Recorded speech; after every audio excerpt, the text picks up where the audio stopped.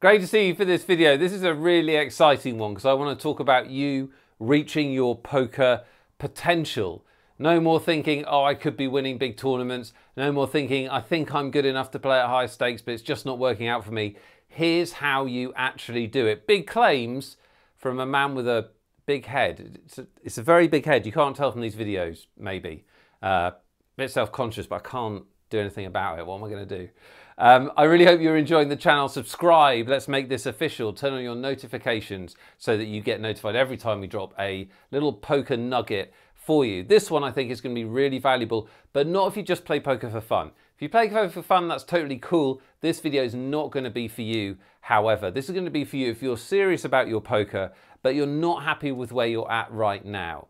I think there are 4 big things that you can do to change that. And instead of numbering them 1 to 4, for regular viewers, here's a treat, A to D. Mental. First of all, the most important thing is that you're humble. So be humble.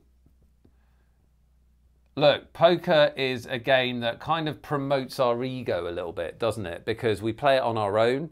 It's like our battle against everyone else at the table. And no one likes to admit that they've got weaknesses, right? I don't, you probably don't. It's not a very kind of fun thing to admit. However, if you're going to improve at poker and reach your potential, which is what this video is about, then you have to own your situation. So whatever limit you're playing at right now, like that you can beat, or whatever limit you can't beat, or whatever tournament buy-in you're doing well in, or whatever tournament buy-in you're not doing well in, that is the truth of where you are. So from this video forwards, I want you to bin all of the excuses. I know there's things that make being good at poker and reaching your potential tough. I know you don't have time. I know you perhaps are not sure what resources to use. I know maybe you're on a downswing or you're unlucky. That's all fine. But if you fixate on that stuff, then you're never going to reach the potential that you could achieve. You're never going to get to the level that you could get to. And you know, you don't want to be sitting here 6 months from now, 12 months from now, at the same point that you were with your game. So the first thing is to own your situation. And then the second thing is to ask yourself the difficult question, basically, where am I going wrong, or where do I need to improve? Now, there's some different ways of getting to the truth of that. One is just to write a list of what you think your weaknesses are, and then order them in terms of what's going to make the most impact on your game, and then start working on them, really working on them, one at a time. Never try and fix 2 things at once, but try and fix your biggest leak, your biggest weakness. You're going to have to be honest with yourself. If you've got a coach or a peer, then fantastic, use them and ask them what your biggest weaknesses are. The other thing that you can do to own your situation is to be really humble and think about the players that crush the games you're in, or maybe players that crush the games just a little bit ahead of you. Don't go like to, you know, the household names and the super pros and go, well, what do they do differently to me? Because there's going to be levels in between you and them. Go to either your game or the game just a bit above you and look at the players that are doing well there, right? If you've got online tracking numbers on them, look at those numbers, look for differences between you and them. If it's live poker, then watch them, watch their games. You know, I did that a lot when I was starting out. Watch what they're doing and ask yourself, what are they doing that I'm not? What do I need to learn here, right? The more you can own your situation, ask yourself, what do I really need to do differently? Because you have to own your results, ultimately. You have to own your results. Otherwise, you can never make progress. So be humble. Not easy to do, easy for me to say in a video, but kudos to you if you manage it, because you will improve much, much faster. The second thing is to have clear outcomes. So we have coaching programs that transform my poker. One of the first things me and the coaches will ask a new member is, well, what do you want from poker? What are your outcomes? What do you want in the next 12 months from poker? Where do you want to be 12 months from now looking back? What do you want to have achieved?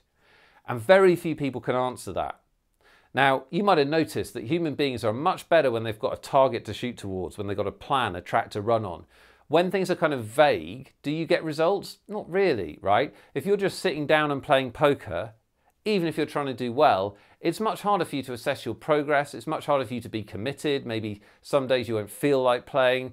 Definitely some days you won't feel like studying. So how can you ever reach your potential if that's what you're doing? My strong advice is that you pause this video, or after this video, you take 5 minutes for yourself and your poker game and you ask yourself, what do I want to achieve in the next 3, 6, 12 months? Now, there's a kind of trick to this with poker in that I do 2 different types of outcomes when you're trying to get clear outcomes. First of all, I'd have results outcomes, which is what you'll naturally do. So that might be I want to make X amount of money. I want to beat the limit up from me. I want to, have a bankroll of Y. I want to win such and such a tournament. That's all great. Have those outcomes. Shoot towards those things. But we can't always control the results in poker, right? And you can't always control whether you're going to have an upswing or a downswing. So what I'd strongly recommend is you have some game playing development goals that are nothing to do with results. So to give you an example, let's say you've done the exercise I said in as it now is, and one of your biggest weaknesses is that you don't 3-bet enough. You've seen everyone else that does better than you 3-bets more. So have an outcome that 3 months from now, you want to get your 3-bet percentage double what it is now, for example.